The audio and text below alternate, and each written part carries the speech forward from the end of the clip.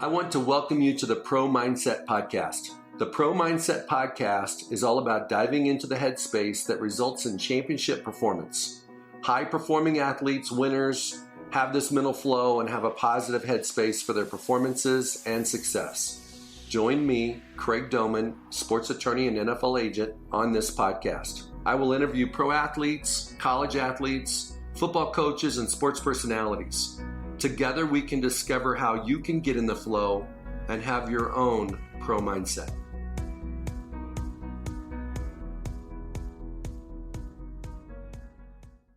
Okay, so today on Pro Mindset Podcast, we have Rebecca Smith. She's a performance coach.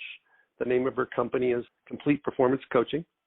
She's based out of Northern California, and she works with a lot of individual sport athletes, and she's been doing this over 20 years. I've been working with athletes for over 20 years. Oh my gosh. Give me your elevator speech on, your background, your experience in sports, who's your ideal client. Okay. So I run a sports psychology coaching business that works specifically with high expectation, high perfection, high aesthetic sports like gymnastics, figure skating, but I also work with team sport athletes who also kind of feel the pressure coming in. I work with a lot of younger athletes, sort of pre-elite, and my focus is really in allowing them to enjoy the process, which actually increases performance exponentially. So they're not just suffering through these crazy 2-a-day trainings. They're actually doing it for themselves. They're passionate. They're not requiring themselves to be some unattainable perfection, benchmark. They are just enjoying it and then becoming these amazing athletes as a result. Well, that sounds awesome. What is your secret sauce in terms of, is it faith-based? Is it psychological-based? What's kind of your It's all evidence-based in sports psychology theory. I love flow theory. So that's sort of one of the underpinnings, but a lot of it is this concept of systematic desensitization around fear and phobia, because I've found that the thing that impacts confidence the most is fear.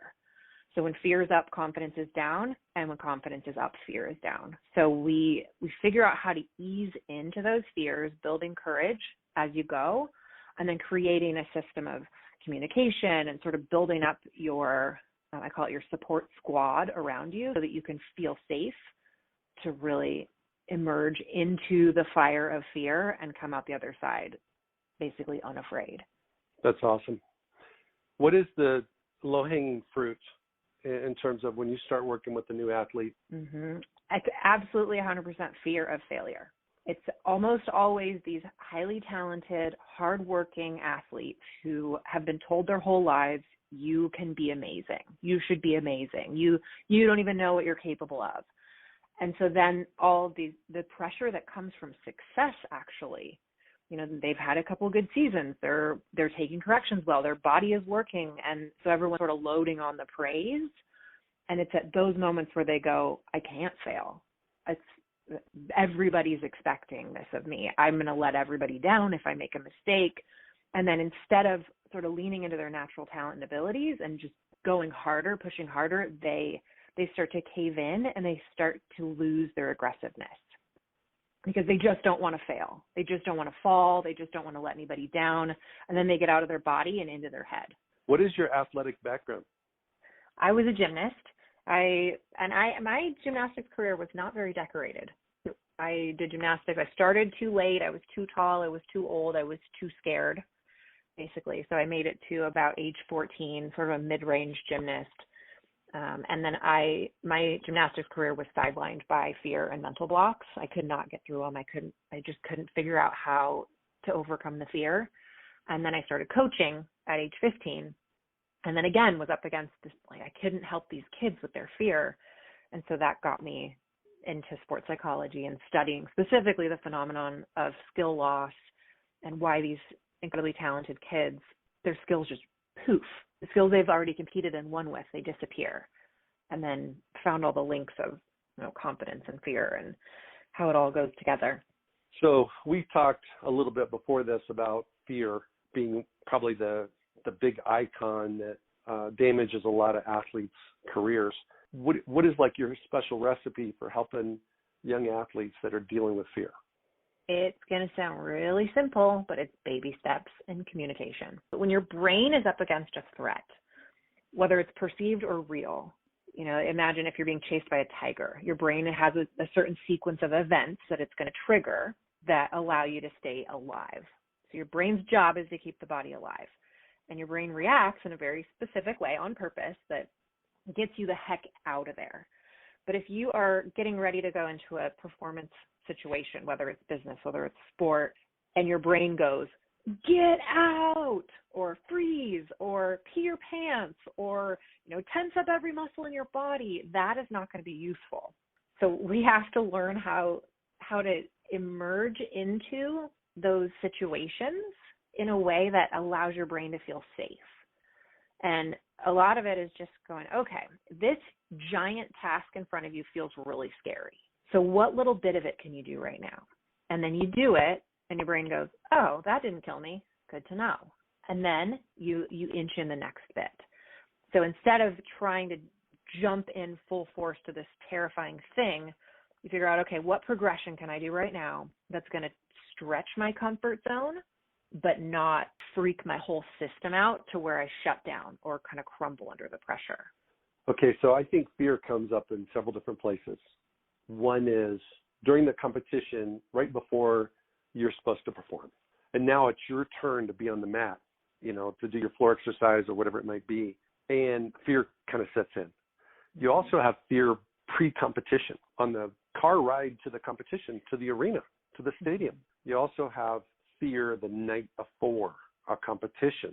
And then sometimes you have fear during the course of a week, during practices, relating to your coach, maybe even in doing a media interview before a competition. Mm-hmm. The consequence of that interview is you have more fear than you had before you did the interview. Yes. Yeah, they always like to remind you of how much pressure is on your plate in those interviews. Absolutely. So with that being said, just from my perspective, you have to have a ritual, like a pregame routine. You have to have positive affirmations. You've got to look at it from 30,000 feet sometimes instead of looking at it from your own skin. What do you recommend to your clients, your athletes, when they're dealing with fear in those different ways? Yeah, so I love that question because if you give me 1,000 athletes, they're going to have 1,000 different answers to that question because everybody's got a different mind. They've got different triggers. They've got different thought patterns. So the best way that anybody, business or sport, can come up with their pre-performance rituals is to reflect on the facts and look back at, all right, what was your best performance? Okay, what were you focused on? And you back it up all the way. You can go a month in advance. What did you do that month before? What were you focused on? How was your training? What worked? And what did you do the week before? How was your training structured? What were you thinking about? What were you focusing on? How did your body feel? Then you go the night before. You go the morning of, right before, as you're entering the venue, and then at critical moments, and you reflect. And you go, what did I do? Because the amazing thing about sports psychology and why I am such a nerd for it is that nothing's ever random. People will be like, oh, I randomly failed. Well, I bet you if we back it up and we find clues, you can get your power back and you can figure out what happened and you can change it. So I have my athletes go back through, what was your success? Okay, let's find all of the stuff and do that for 2, 3, 4 solid performances and start to see the pattern. And then you also do it for the poor performances. And what happens when you reflect in that way is that you get to go, oh, wow, when I was running late and everything wasn't going my way, but I was distracted by that, I wasn't thinking about my performance, I slid right in and I nailed it.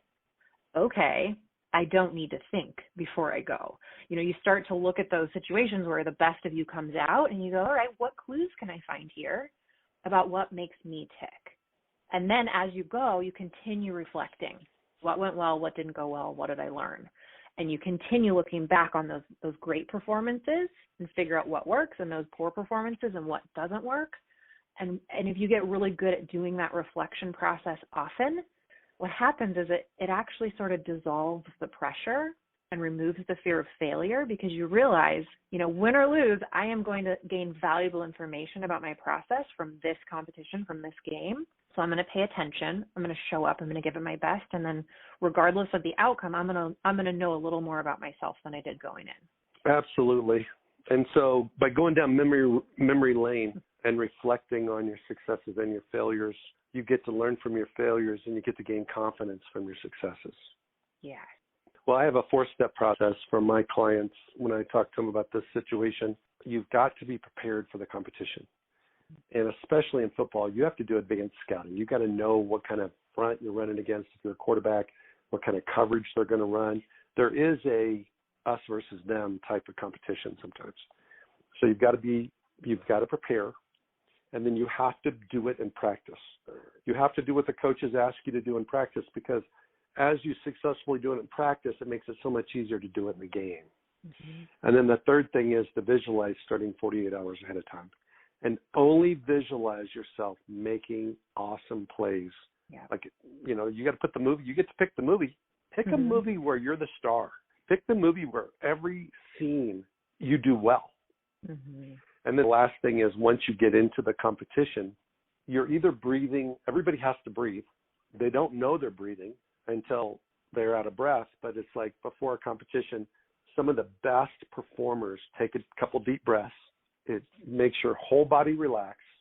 Like when I coached youth football, I used to, the kids were all freaked out because of somebody else on the other team doing well, or the official throwing a flag when they didn't think it should have been a flag. I'd just say, take a deep breath. I'd have them do it 3 times. We'd take 30 seconds so they could take 3 deep breaths. Yeah. And at the end of the 3rd breath, it was gone, whatever the stressor was. So what I tell my athletes is, breathe the oxygen of belief. Anytime you're getting ready to perform, you're either breathing the oxygen of doubt or belief. You get to pick it. And doubt's something like this: I hope I don't mess up. I hope we still get to go to McDonald's after the game. Even if I don't, I hope my teammates aren't mad at me if we don't win the competition because I don't score my best. Compared to the oxygen of belief as, hey, I got this. A lot of guys in basketball, they tell the guy that's guarding them money before the ball's even getting to the net, because they feel it, and it's breathing the oxygen of belief. And so that's kind of my 4-step process. I'm like sitting here breathing deeply, breathing the belief. It feels so good. Like, let me at it. There's science behind that, going back to the tiger example, if you are standing there with your feet flat on the floor and you're taking deep breaths, then your brain knows you are not face to face with a tiger. Your brain goes, threat, failure, failure. But then you stop and you breathe.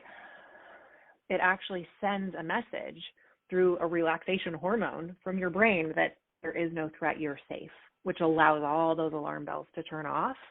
And then your brain sort of opens back up to, oh, good, okay, now I can be positive again because I'm not under threat. Breath is amazingly powerful. Yeah, breathing is insane. Breathing is so powerful because it has a relaxing effect to your whole body, and it brings in confidence. Absolutely. Everything that's happening in your body is sending messages to your brain of there must be something wrong. You take a breath, the way your body feels sends messages to your brain that, oh, okay, it's cool. You're free to perform. No doubt. Okay, Rebecca, in today's competitions, regardless of the level, now at the pro level, it's a job.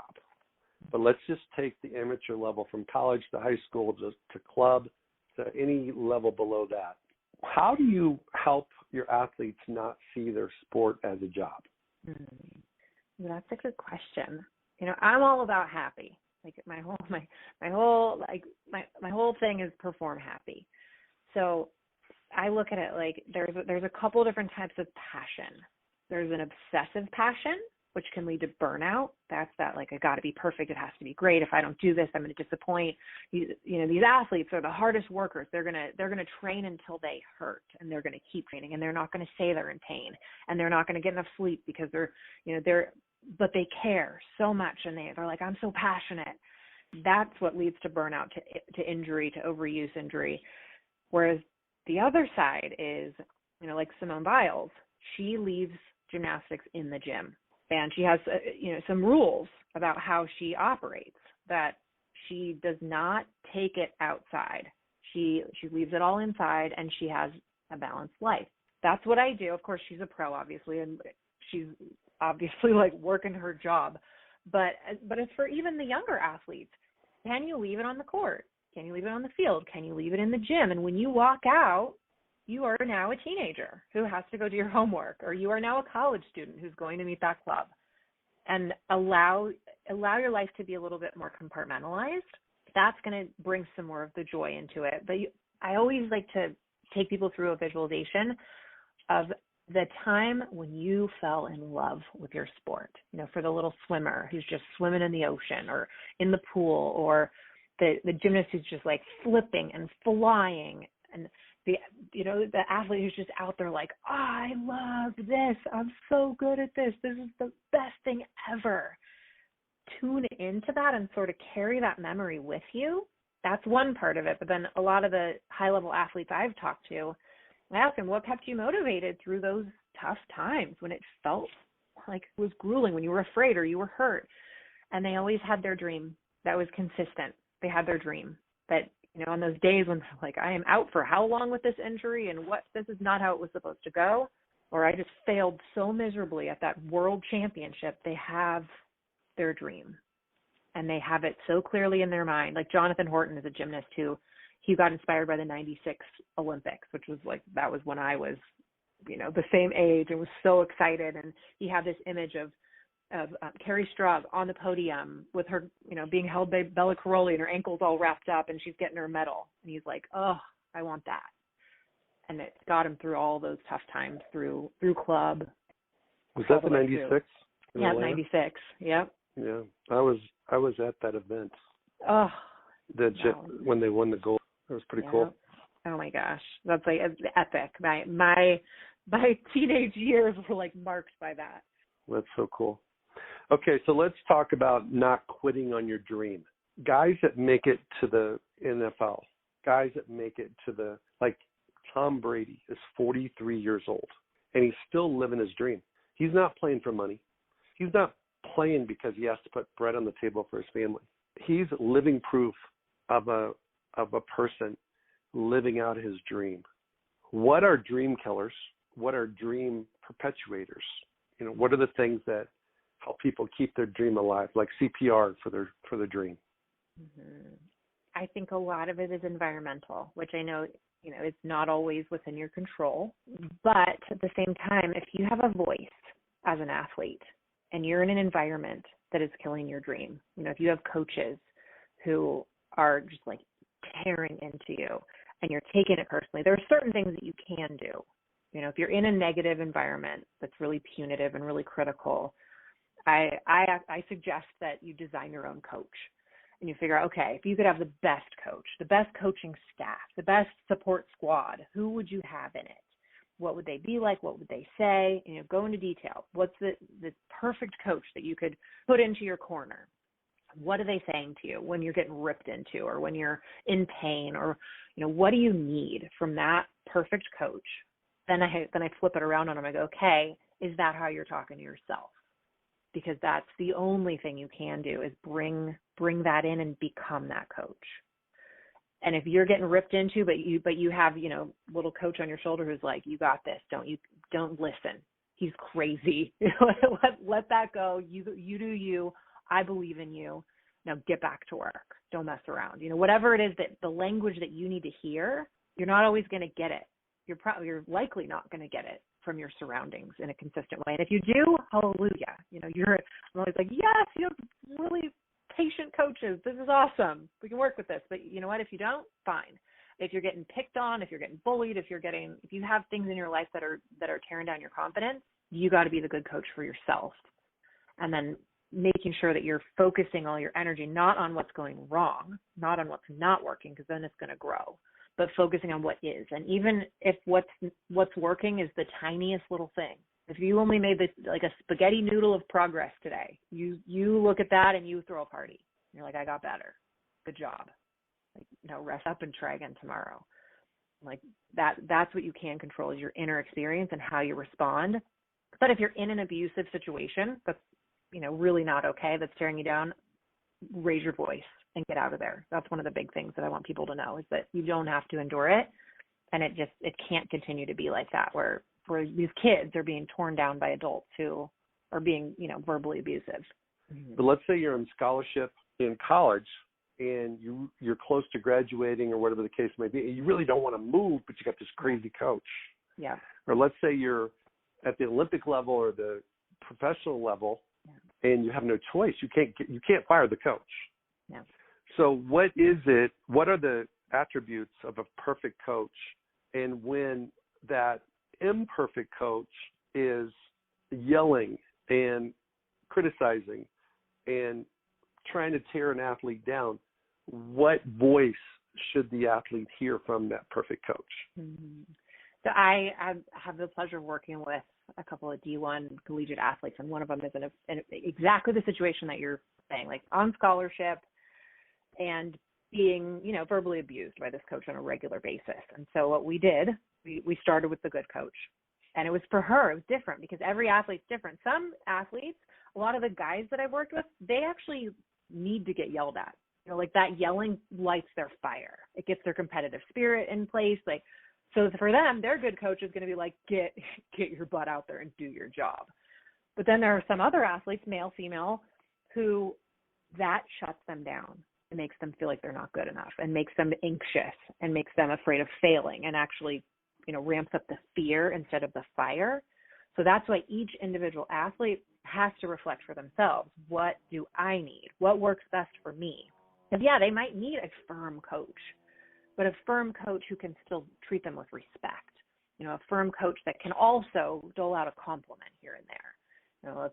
A firm coach that can look them in the eyes and be like, I believe in you. And that's why I'm going to tell you to go get this done. But for every athlete, some athletes need just a mama bear who will be like, I love you no matter what. I believe in you. It's okay to fail. Or that for somebody else would be like, that's nice. That doesn't help me at all. So everyone needs to gauge for themselves what that is with them. So with this athlete, she came up with her good coach. And then what I did was actually help her process the anger, because there was so much anger around this coach and feeling abused and feeling, that she just was giving up. She was, sliding into depression. And so we lined it out and was like, all right, what are you mad at? And then I was like, write it all down, get it all out. What are you mad at? Everything you hate about this coach, go. Just dump it on paper. And then we got to get her power back, because a lot of the time I think it's easy to fall into this victim mentality where like, this is not fair. My club coaches were so wonderful and this coach is horrible. Why me? I should have picked another college, or this was and then you just sort of like sink into this ineffective place where I was like, okay, now we're going to look back at this list and we're going to find your choices. And it wasn't, and I was like, this is not okay. This is not acceptable. We are not blaming you. And we're going to take your power back. And so she was able to go, well, you know what? I chose to behave in this way. I chose to act in this way. I chose this college. I chose this. And she was able to look at it and go, oh, I do have choices here. Okay. So I'm going to choose to not focus on what's happening over here. I'm going to choose to do what works for me, and then not be so affected by him. And just her being able to realize, I choose to be here. I choose to do this sport. If I don't want to do it, I don't have to do it. Yes, there's a scholarship, but I don't have to. So she was able to walk in, be her own good coach, have that feeling of, this is my choice. This is my passion. And everything changed for her. And her coach miraculously was like a completely different person when she stopped rolling her eyes, looking at the ground, hunching over and making mistakes because she was so upset. It's pretty crazy how that all works. No doubt. Everybody's got a certain tolerance for tough coaching. Mm-hmm. But I think when the coach crosses that line, that's when the athlete has to bring out the perfect coach to protect themselves. Yeah. Okay, let's talk about confidence. That's really the secret drug for competitors to rock. I mean, if you've got confidence, and I've done some studies on confidence, and there's like a dozen different types of confidence. Maybe my way of breaking it down isn't clinical, but it's practical in the sense that sometimes athletes are confident until the coach says something negative. Sometimes they're confident until they look up at the scoreboard and see they're not winning. Sometimes they're confident until they see the opponent or competition and notice that someone, let's say they're 14-year-olds and someone looks 18 on the other team. So at the end of the day, you can't have conditional confidence.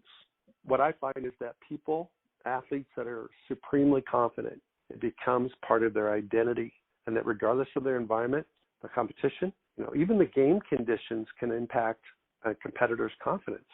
If you're a track athlete and the wind's blowing, it can affect a pole vaulter, high jumper, all these guys.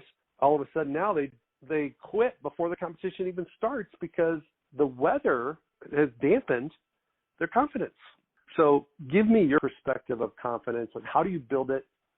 How do you, like we stop at gas stations to fill up our cars. How do athletes get refueled with their confidence? So I love, there's a couple of stories that come to mind. One is Michael Phelps. His coach was one of these kind of like awful coaches, but that did him a lot of good because he would hide his goggles, or he'd crack his goggles, or he'd give him a ripped suit, so he put him into all of these situations where he had to perform with his goggles full of water, or with his suit half off, or he was constantly kind of putting him under these pressure cooker situations and training, so that then in the 2008 Olympics, when his goggles filled up with water, he knew exactly what to do, and he counted his strokes, and he ended up with a gold medal. All of my confidence training is based on Bandura, and there are these 6 ways to build confidence. And I look at confidence like a moving target.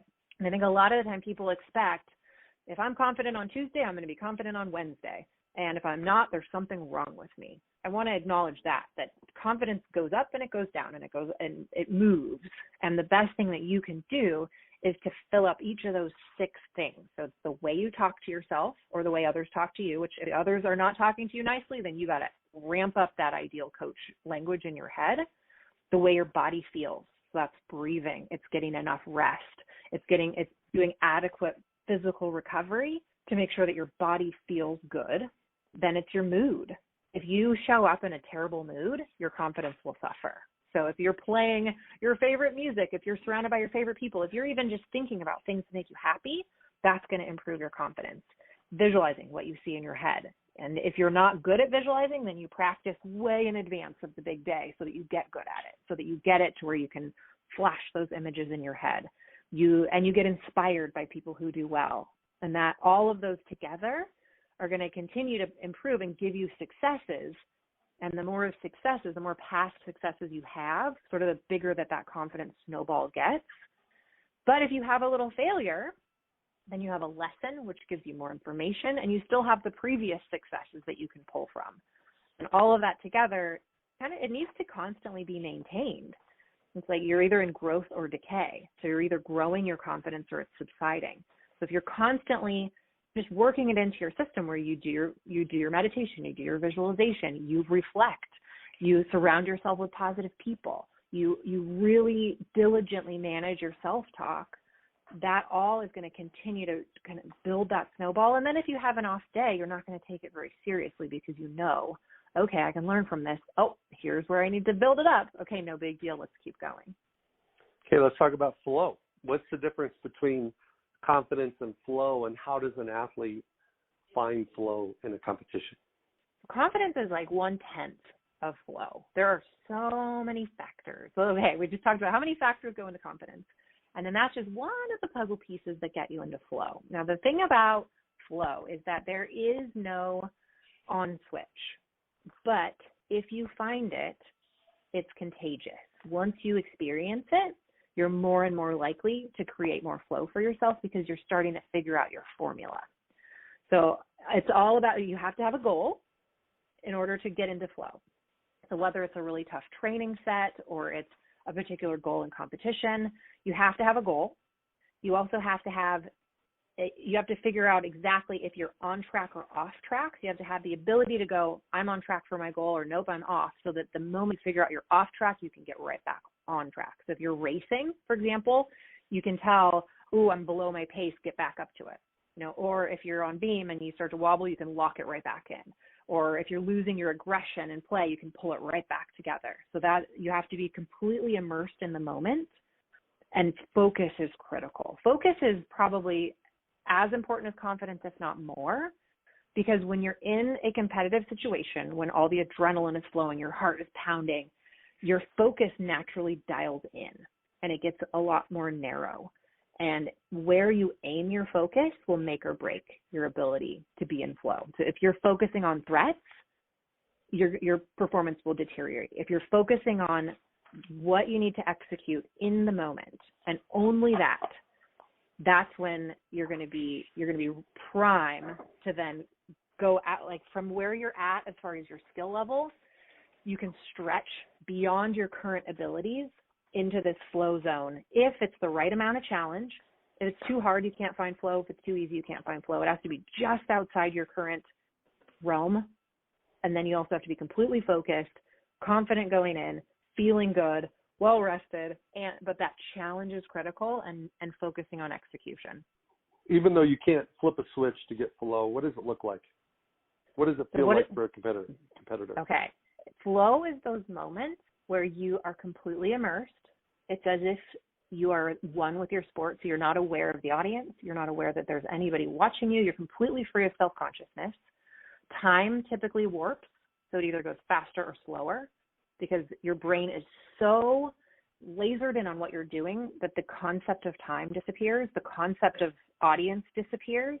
You become in tune with your muscles in a way that you maybe never have, where you can feel them working at their max capacity, but it doesn't feel hard. You feel activated, and you know you're working harder than you maybe ever have, but it doesn't feel hard, and your focus is laser, and it almost feels effortless. It almost feels automatic. Like every muscle memory you've worked to achieve locks in, and it just happens. Often people will look back and go, what happened? They sometimes don't even remember doing it because they were out of their thinking brain so much. They were in the execution, and they look back and go, whoa, that was a blur. I'm sure there's a dozen or more things that are present during flow. Two things that come to my mind when I think about flow. One is excellent performance. When you're doing poorly, you're not in the flow. It's always when you're doing really, really well. Yes. And the second thing is, I feel like you are on autopilot. You've gone from the conscious to the subconscious. Mm-hmm. And you've gone from thinking to just being, just doing. And so it's also, and I do this sometimes even to this day, I'll do things that make me feel 8 years old again. Okay, I did that this morning. I went on a bike trail this morning, and it makes me feel 8 years old. I can't think about work. I can't think about anything that gives me stress. I can't plan ahead because if I do, I'm going to crash. It's not so difficult that I can't do it, but for me to do it well, I literally have to be in the flow. I have to let it go. I am looking constantly up ahead to see if somebody else is coming because this track is a 9-mile track and it goes both directions and it's a single track. So you have to pay attention to other people you might run into. And at the same time, I'm looking right at my path, which is a single path, to make sure I don't hit a tree stump or something that's going to blow out a tire and have me crash. So my focus just goes, I don't have any energy or capacity to do anything else. And if I'm relaxed and I'm not squeezing the handlebars, it is so much fun. Mm-hmm. Yes, and it's that perfect challenge skill balance where you know it's going to take what you've got, and then when it comes, like when that like maximum capacity comes to the front and you're required to focus, oh, it's so fun. And that's another hallmark of flow. It is fun. It's so fun. It is like fun. Let's do that again.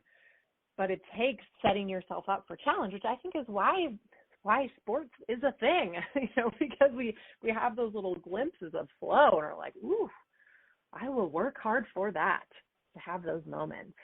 Yeah. What are the typical, most common things that keep athletes in ruts, and what are the things that the circle of influence can do to kind of help them get out of the rut? So it goes back to this theory of growth mindset and fixed mindset. Almost always in these situations where there's this rut and they can't break through, there's an overwhelming focus on outcomes. And sometimes it's not the parents that are doing it. Sometimes the parents are like, we love you no matter what. You don't even have to do this. It's okay. We can quit. But the kid just has this, it's like, I have to be perfect.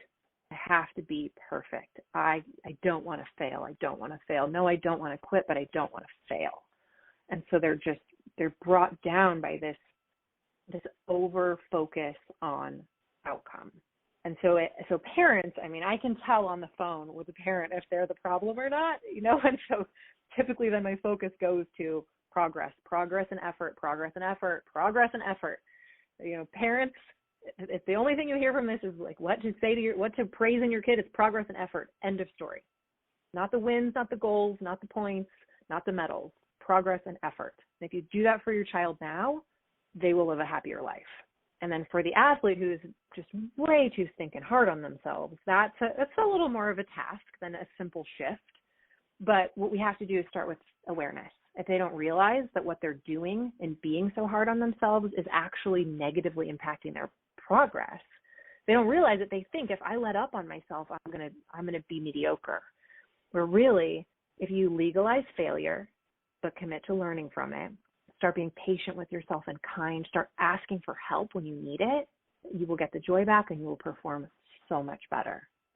But they have to, over time, they slowly have to identify, oh, this being really mean to myself thing is not working. Okay, I'm willing to try something else. Sure, I'll try that. Oh, wow, it worked. So it's sort of, a lot of what we do is just like trial and error, just little by little. First you have to see it. Then we got to start shifting it. Then we can build your confidence, and then eventually get to a point where you can completely trust yourself and find flow. Awesome. Rebecca, what kills motivation for athletes, especially younger athletes, that perhaps their parents play the sport, their best friends play the sport, their favorite coach coaches the sport, and it's where they get the most joy, whether it's being outside competing or indoors or in a gym or wherever it may be, and then all of a sudden the motivation to train, the motivation to practice starts to evaporate. What are normal causes for the drain of motivation? You know, what comes to mind for me is feeling like you are failing. You know, to have something you don't really care about be a failure. It's like, okay, if I play a new board game and somebody else beats me, it's not the end of the world. I'm super competitive. Don't get me wrong. I want to beat you on the first try. Like, absolutely. I want to win. I'm a big fan of winning. Like, I'm a go big or go home kind of girl. But if it's something that is my sport, my event, my thing, my expertise, if I fail at that, that will be crushing. And I think a lot of the time, if it feels like there's a potential for that, and this comes from my own personal experience, you know, as I dive into my dream career, you know, several years ago, it's like, if I fail at this, then what? I was like, I'm not sure. Maybe I'll just keep coaching gymnastics. Maybe and my husband's like, are you kidding me? You don't fail. He just rolls his eyes at me anytime that I'm like, oh, I'm not sure if it's going to be okay. He's like, yeah, okay. Just like all the other things. And so for me, what worked in those situations was having someone who believed in me there reminding me that, oh yeah, I do get scared. And oh yeah, I am fine. And oh, I do better than I thought I would. Okay. That the fear of failure can really start to decrease motivation, but having your support squad around you kind of rolling their eyes at your insecurities, being like, oh my gosh, are you serious? I believe in you more than anybody. Of course you got this. Yes, you can go after your dream. And if you fall 47 times without me, we're going to go get ice cream and celebrate because I love you and you tried. You know, I think that's the best thing that can sort of like just, ugh. You know, my husband, he's like, you fail miserably? Fine. It's okay. I love you. I'm like, but no, but just to know, just to sort of just to have that reaffirmed. There's no pressure. It doesn't have to be perfect. You don't have to win. Then you can just relax and do the thing you love. Okay, so that brings to my mind how society and the media, and perhaps even coaches and some players, look at championship games. Like the Olympics is a championship game. That's what an athlete could be remembered for the rest of his or her life. How they perform at that Olympics, maybe the only one they ever compete in. Super Bowl, national championship game. We could pick any sport. What is the best approach for an athlete to optimize his or her performance in a championship game when the basket's still the same height, the ball's still the same shape, everything's still the same, but the consequences and the domino effect of your success or failure is way different. For Olympians, it could be a lifetime of marketing revenue, or you were the person that finished second that nobody cares about. And in the Super Bowl, it could be you're the MVP of the Super Bowl, and your team, like the Chiefs last year, hadn't won a Super Bowl in 50 years, and it changed so many people's lives. So back to you. How would you? Yes, so those are all the things that you don't want to be thinking about right before that competition, that game. All of that pressure, unless you know that works for you. I work with a high-level swimmer who he is so good that if it's not an important meet, he's not going to swim fast because he's bored. He'll still win, but he won't PR. There's no way. But if the pressure is on, that's when he gets the best of himself. I know girls, gymnasts, who the pressure kills them, absolutely kills them. That would be the end of their ability to focus if they specifically dialed in on the pressure. So it goes back to that pre-performance routine. You want to be consistent. So for this guy, this swimmer, his pre-performance routine involves getting fired up and really ratcheting up the competition and like, this matters, leave nothing on the table.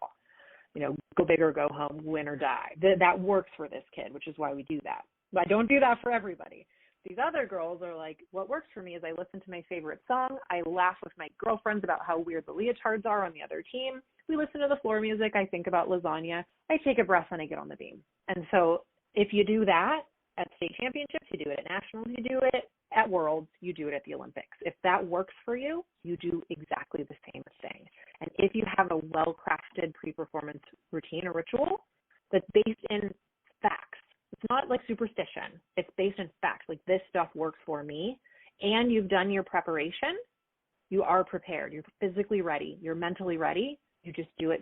It's just another game. It's just another routine. You just execute. Because if you get into the future, if you think about the medal or the outcome or the win or the time, it kills your flow, because flow can only be achieved in the present moment. So that's why those big games can take people out of flow, because they're thinking about the win. They're not thinking about the play that they're on in the moment. And so if you have a well-executed pre-performance routine, that will allow you to stay present. You don't have to make any decisions. Everything is programmed into your body, your machine. You just show up, do the same thing you did at every other game, at every other competition, and you just execute.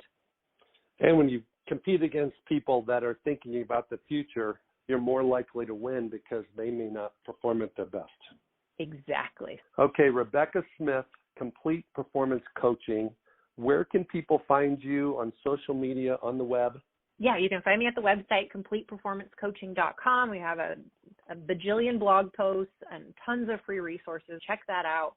If you are a family with a youth sport athlete, come and join our free Facebook page. It's called Sport Confidence Accelerator. Lots of tips. I go live on Facebook a lot, just kind of answering questions and helping families through the saga that is youth sport. All right. Well, thank you so much for our time today. Yes, it's been such a pleasure, Craig. Thank you so much. Thank you for listening to this episode of Pro Mindset. If you enjoyed this podcast, please subscribe, rate, and review this podcast. You can follow us on our website, promindsetpodcast.com, or on Instagram, Twitter, and Facebook at Pro Mindset Podcast. Thank you so much for listening. We'll see you the next time.